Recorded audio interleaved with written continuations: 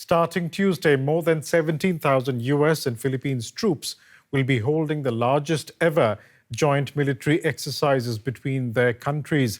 Called the Balikatan drills, these are an annual feature, but this year the size and scope is bigger. For one, troops will be rehearsing how to sink a ship with a rocket barrage in waters across the South China Sea and Taiwan Straits. Now, this is where tension has been building for years between Manila and Washington on one side and Beijing on the other. China and the Philippines both lay competing claims to island groupings in the South China Sea. And this is influencing what the Philippines will be rehearsing in these latest drills. Philippines exercises spokesperson Colonel Michael Logico said, and I quote, "In order for us to protect our sovereign territory, we really have to drill and exercise how we are going to retake an island that's been taken away from us." And joining me now for more context on this is author, columnist, and political scientist Richard Hedarian. Richard, the kind of drills we are seeing currently, sinking a vessel in Philippines' territorial waters for the first time using coordinated artillery and airstrikes, is this a message that Manila is sending to Beijing? Oh, there are a lot of messages being sent here. I mean, just a short backstory. Actually, some of these war games were supposed to be conducted way to the north of the Philippines, particularly in Ilocos Norte, which is where the Marcoses, who are in charge of the Philippines once again, come from.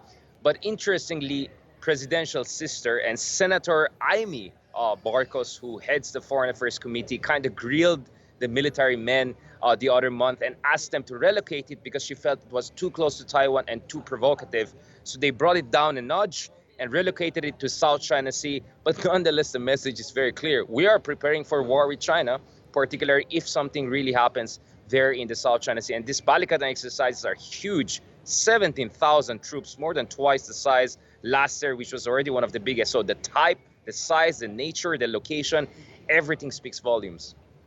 I wonder if Washington is also sending a message to Beijing, because given that the Philippines is a treaty ally of the United States, is there a possibility that Philippines gets dragged into any conflict over Taiwan as well? We're just too close to Taiwan to not be affected by any potential conflict there, and allies cannot be neutral. So that is why the Philippines decided to be part of an effort, integrated deterrence effort, not part of a provocation effort, but to join hands with the United States. But by the way, there's another trilateral alliance also coming together. Everyone talks about AUKUS, Australia, UK, US, but the big one to also watch out for is the quiet, subtle one, but important one, which I call JAFOS, Japan, Philippines, US Trilateral Alliance.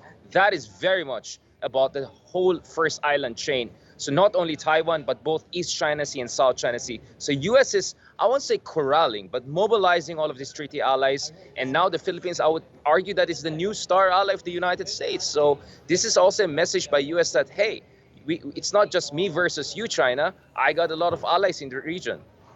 So help us understand the Philippines' strategy, more particularly President Marcos' strategy to deal with Beijing. There is the territorial disputes in the South China Sea, and then there is the obligations to Washington as being a treaty ally with Washington. So what exactly is the Philippines' strategy with regard to China?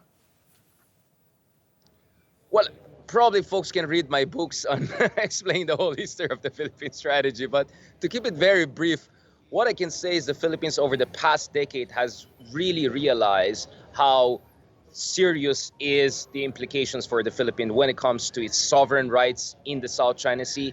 And also now the Philippines is waking up to the possibility of potential war in Taiwan. So our geography has been our advantage, but right now it's also a point of vulnerability. So different Filipino presidents have tried to deal with it differently. Former President Aquino, the late President Aquino, tried to double down on his alliance with the United States while taking a confrontational stance toward China.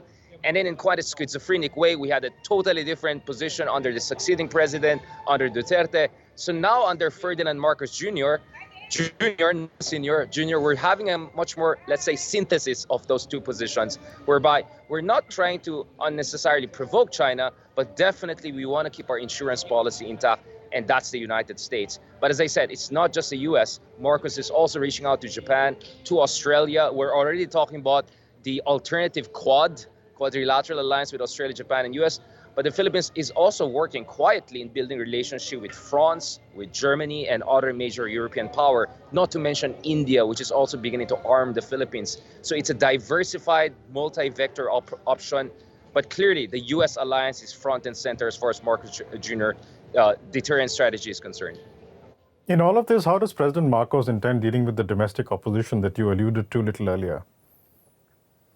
Yeah, I mean, just to be clear, I don't think the domestic opposition is strong enough yet. But as I said, the fact that the location of the Balikatan exercises was changed in response to Amy Marcos, presidential sister's opposition, the fact that you have former President Duterte now coming up vocally and criticizing it, the fact that now you have businessmen, including Chinese, Filipino businessmen on one hand, and then leftist, progressive, nationalist groups on the other, all of them coming together and criticizing this.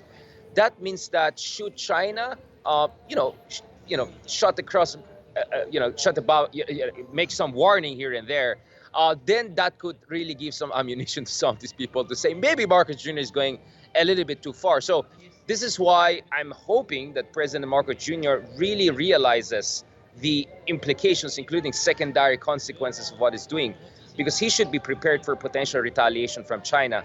On the softer stance, in terms of not investing in the Philippines that much, in terms of rolling back some of their trade initiatives with the Philippines, but on the harder side, the Philippines should prepare for other potential retribution from China, including on the cyber warfare zone, among others. So the Philippines should really get the best help it can get from its allies, should China move in that direction.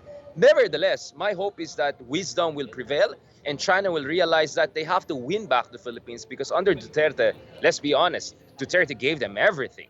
He downgraded our alliance with the U.S. He did not invoke our arbitration case in the South China Sea. He loved them, and yet he didn't get much out of that. So I think if China offers some real concessions to the Philippines, economic, geopolitical, then maybe Marcos Jr. can recalibrate some of his foreign policy pivot to the U.S. in recent months. So in short, wait for new plot twists in the coming years if China is also willing to make some big changes in its direction of its foreign policy towards the Philippines. Always a pleasure talking to you, Richard. Thanks so much for this today. Take care.